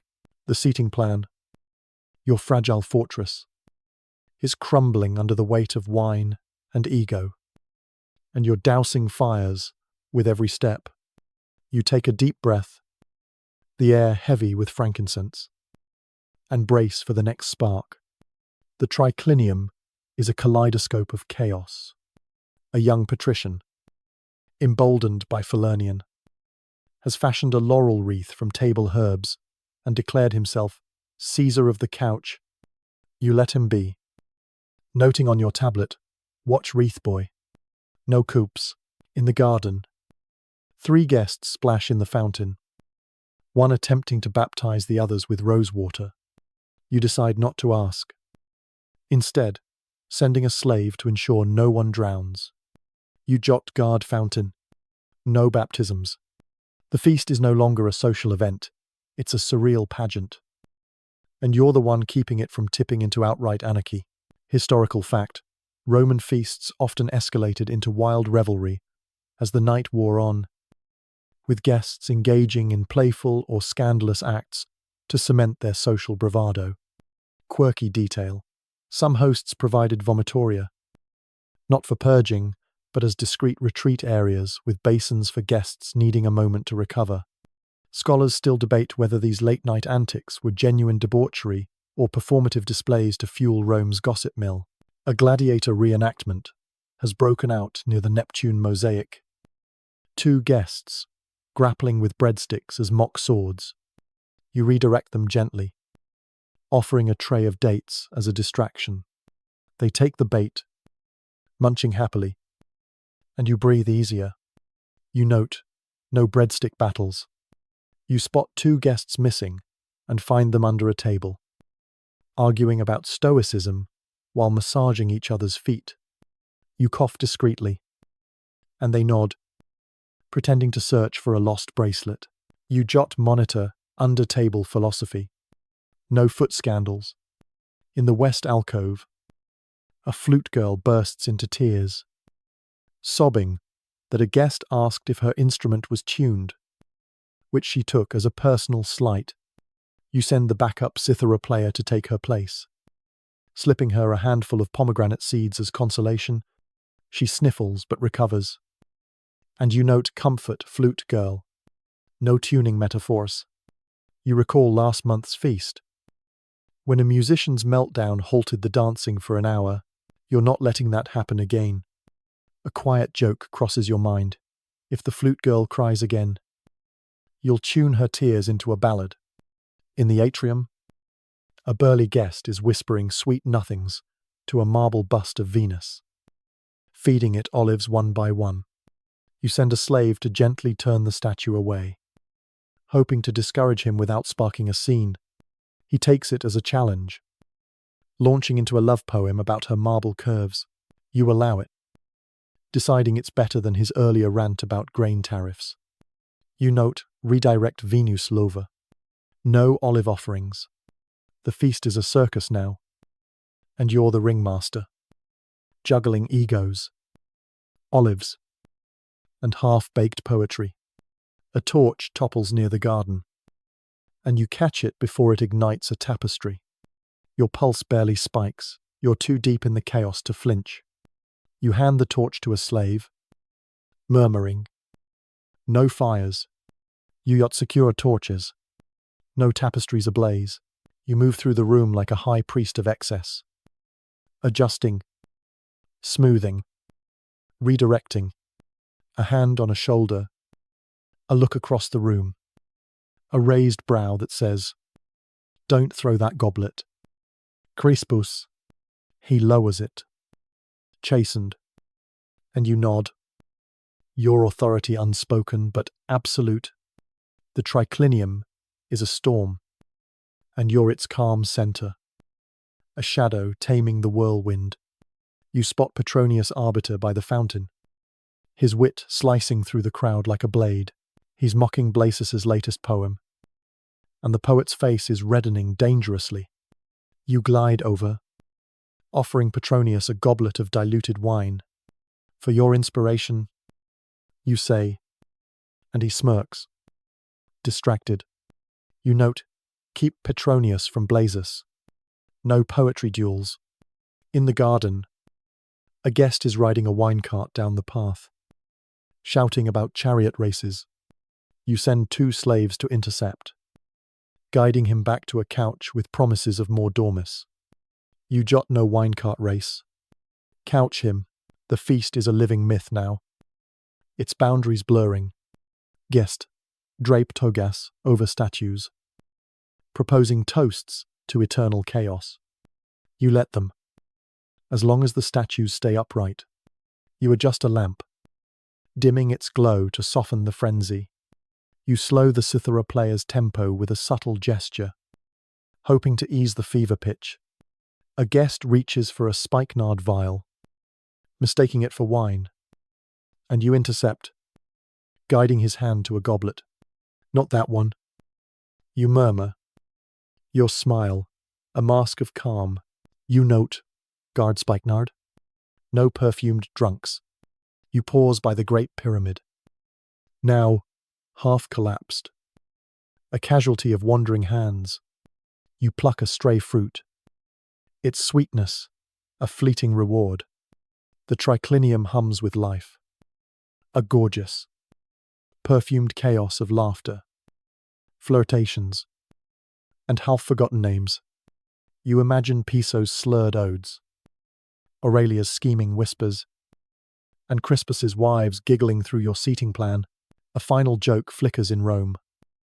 A feast planner doesn't manage a party. They wrestle a hydra with a goblet. You straighten your tunic, grip your tablet, and slip back into the shadows, a silent guardian of this divine madness. The night is peaking, and the scandals are ready to erupt. Part 14. Cleaning up the storm. You stand in the triclinium, dawn's first light creeping through the high windows, painting the marble floor in soft pinks and golds. The air is stale, heavy with faded myrrh, spilled wine, and the lingering tang of roasted dormice. The oil lamps sputter, their flames nearly spent, casting a dim glow over the wreckage of last night's feast. Your wax tablet, a battle-scarred record of wine cart races and statue proposals, hangs loosely in your hand, its edges frayed from hours of frantic scribbling. The guests are gone, or mostly gone, some still slump on cushions, snoring softly, their togas tangled like fallen banners. The feast is over, a glorious, chaotic triumph that left you standing but not unscathed. Now comes the aftermath, the silent, somber task of assessing the damage and restoring order to a house that looks like Bacchus himself through a tantrum. You step carefully over a flute girl, passed out near a low table, her sandal missing and her fingers still curled around her instrument. You nudge her gently, and she stirs, mumbling something about tuning metaphors before drifting back to sleep. You smile faintly, deciding to let her rest. The triclinium is a battlefield of excess overturned goblets, a sandal wedged in a fruit bowl, and a nobleman, face down in a decorative urn, his snores echoing like a distant storm. You pose, taking in the carnage, and scribble on your tablet. Check urn, noble, still breathing. You're too tired to check now, but you'll get to it. The slaves begin their quiet ritual, moving like ghosts through the wreckage. They bundle wine-stained linens, cart off half-eaten peacocks, and sweep incense ashes into neat piles. You give instructions in a hushed voice, as if speaking too loudly might awaken the chaos you've just survived. Start with the triclinium. You murmur to a slave, who nods, his eyes heavy with exhaustion. Then the garden. Watch for doves. The pig stuffed with bird spectacle left a flock of dazed songbirds wandering the courtyard. And you're not explaining missing doves to your patron. You jot heard doves. Nois capes. Historical fact. Roman feasts often left households in disarray, with slaves working through the night to clean up. A task that underscored the stark divide between elite indulgence and servile labor. Quirky detail. Some hosts kept feast logs, informal records of guest behavior, to settle disputes or fuel future gossip. Scholars still debate whether the cleanup process was purely practical or a ritual to symbolically restore order after chaotic revelry. You move to the atrium, where the bronze fountain gurgles weakly, its basin littered with grape skins and a single olive. You fish them out, your fingers brushing the cool water. A fleeting moment of calm. The grape pyramid, once a towering symbol of opulence, is now a sad pile, its fruits scattered across the floor. You sigh, noting, no more pyramids. Too fragile. A slave sweeps nearby, his broom scraping softly against the marble. You point to a philosophical limerick scrawled on the wall in wine. Its rhymes uneven, but oddly insightful. Leave it for now. You say, It's evidence. You're not sure of what, but it feels too poetic to erase. In the triclinium, you inspect the couches. Their silk cushions askew, some stained with wine, or worse. You flip one, hiding a splotch, and test another with a gentle press. It holds. Despite last night's abuse, you nod approvingly at a slave polishing a silver goblet, his cloth moving in slow, deliberate circles. No smudges. You murmur, and he doubles his effort. You spot a toga draped over a statue of Venus, arranged like a drunken offering. You pull it down, folding it neatly, and note, return toga. Owner unknown. You recall the guest wooing the statue, feeding it olives, and wonder if he'll claim his garment or his dignity first. The garden is your next stop, where the air is fresher, but no less chaotic. Doves peck at leftover candied almonds, their tiny heads bobbing in confusion. You herd them into a corner, tossing more almonds to keep them content. You earned it, you mutter. Half to the birds, half to yourself. The fountain basin is clear, thanks to your earlier vigilance. But a stray sandal floats in the pool. You fish it out, shaking off the water, and add to your tablet, lost sandal, west alcove. You think back to the flute girl's tearful meltdown and decide it's probably hers. You return to the triclinium, where a slave is scrubbing the Neptune mosaic, its trident gleaming under the dawn light. You notice a pile of olives arranged into a crude likeness of the emperor, tucked under a table. You consider preserving it as art, then kick it apart with your sandal. Not today. You whisper, glancing around to ensure no one saw. You note, new alive, emperors. Too risky. A quiet joke crosses your mind if the emperor hears about this. You'll claim it was a tribute to his fruitful reign. You shake it off, focusing on the cleanup. A guest groans from under a table, stirring in a tangle of cushions. You crouch, recognizing the poet Blasius, his face smudged with wine and ink. Home time, you say gently, but he mumbles something about eternal verses and passes out again. You let him be, noting escort Blasius later. Sober first, you find a polite note from Gaius Marcellus, the philosopher, slipped under a goblet. Thank you. I've learned things I must never speak of. You tuck it into your tunic, unsure whether to be flattered or alarmed. You jot keep Marcellus's secret. Whatever they are, the slaves work in silence. Their movements, a choreography of exhaustion. You direct them with soft gestures, pointing to a spilled amphora, a broken platter, a stray feather from the peacock. The kitchen is already half cleared. Marcus barking orders in a hoarse voice, his energy undimmed by the long night. You catch a whiff of garum and wince, relieved it stayed clear of the bread this time. You note, thank Marcus. No fishy rolls. The feast was a diplomatic nightmare, but the food, at least, was a triumph. You step into the courtyard, where the sun is rising, its light softening the edges of the chaos. The doves coo in their corner, content with their almonds.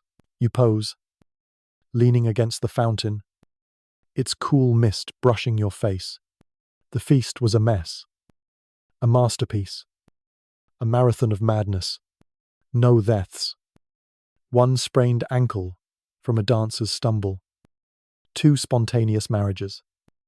And a limerick that might outlive you all.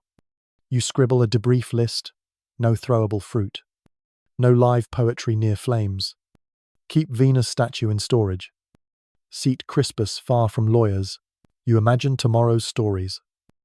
How guests will boast of the peacock, the doves, the chaos they never saw you tame. You head to your room, kicking off your sandals and collapsing onto your mat. The house is quiet now, the slave's soft footsteps fading. No applause.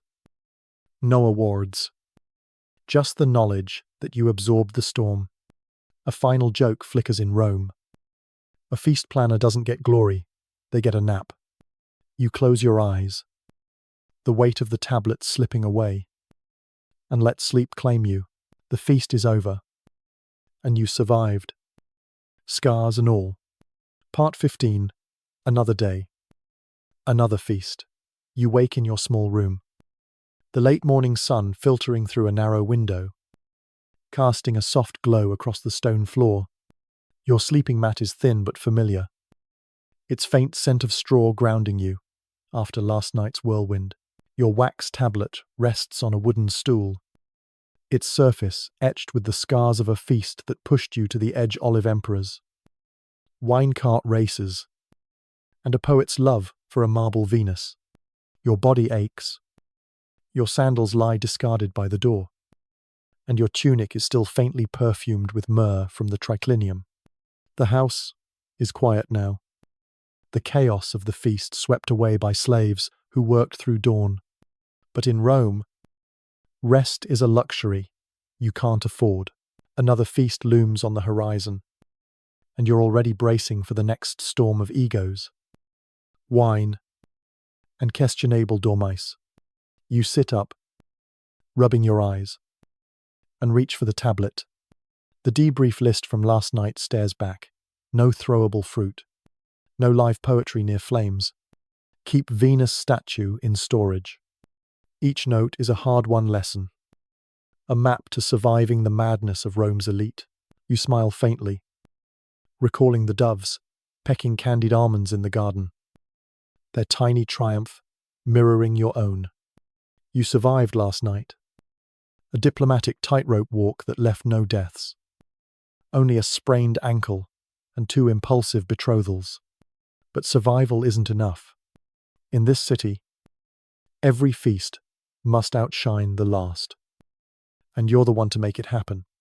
You stand, slipping into fresh sandals, and step into the day with a mix of dread and determination.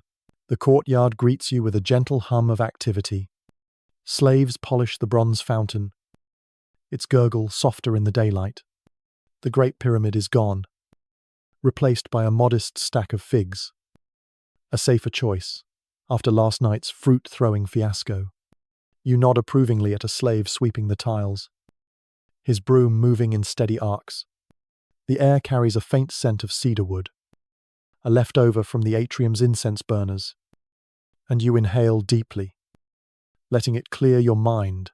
A new scroll waits on a stone bench, its wax seal unbroken. You unroll it, your heart sinking as you read another feast. 3 days from now, with an even grander guest list. You jot on your tablet, new feast. Start planning. The cycle never ends. But you're built for it, or so you tell yourself. Historical fact: Roman feast planners, often freedmen or trusted slaves.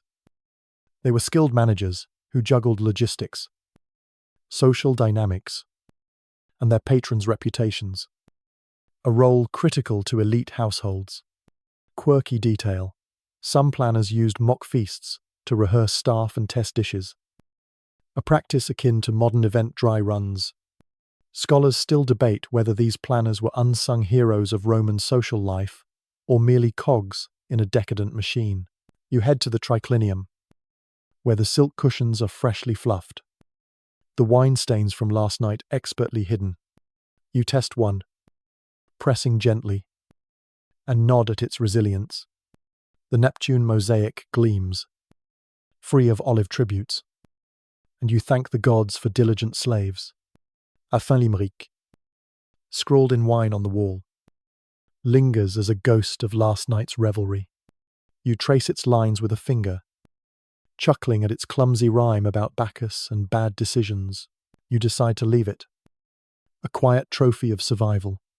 You note, keep limerick. For now, it's proof you weathered the storm, even if no one else sees it. In the kitchen, Marcus, the head cook, is already barking orders, his voice hoarse but undaunted. He's inspecting a crate of oysters, muttering about freshness, while a slave stirs a vat of garum in the corner. You catch Marcus's eye, offering a rare nod of thanks. No fishy rolls, you say, and he grunts, a grudging acknowledgement of last night's victory.